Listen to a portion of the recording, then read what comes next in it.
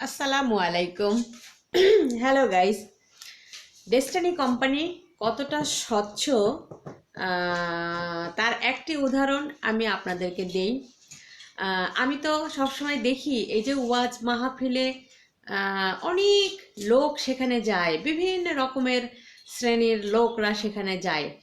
সেই ভিড়ের ভিতরে যদি কারো মোবাইল ফোন হারিয়ে যায় বা দেখা যাচ্ছে মহিলারা গেলে কারো স্বর্ণের চেন হারিয়ে গেল, ওখান থেকে কিন্তু মাইকিং করলে আমার বিশ্বাস সেই মোবাইল ফোন বা চেন সে ফেরত পাবে কি না সন্দেহ।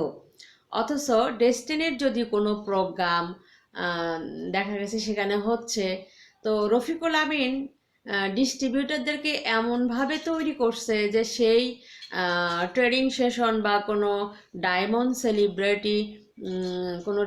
সেলিব্রেশন কোনো প্রোগ্রামে যদি কারো মোবাইল ফোন বা স্বর্ণের জিনিস বা আরও অন্য অন্য জিনিস যদি কখনো হারিয়ে যায়, সেই জিনিসটাকে দেখা যাচ্ছে হয়তো কোনো ডায়মন্ড বা পিএইচডি বা কোনো ডেস্টিনির একজন ডিস্ট্রিবিউটার যদি বলে যে আপনারা যদি কেউ পেয়ে থাকেন তাহলে মঞ্চে এসে দিয়ে যান। অমুকের একটি চেন হারিয়ে গিয়েছে বা অমুকের একটি মোবাইল ফোন হারিয়ে গিয়েছে।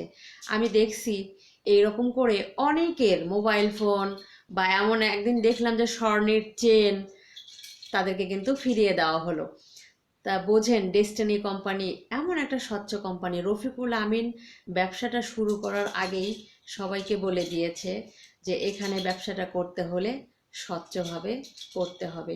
আর কেনই বা মানুষ সৎভাবে ব্যবসাটা করবে না? কারণ এখানে তো কেউ আসলে হচ্ছে ওই যে মানে এটা তো চাকরি না, এটা একটা একটা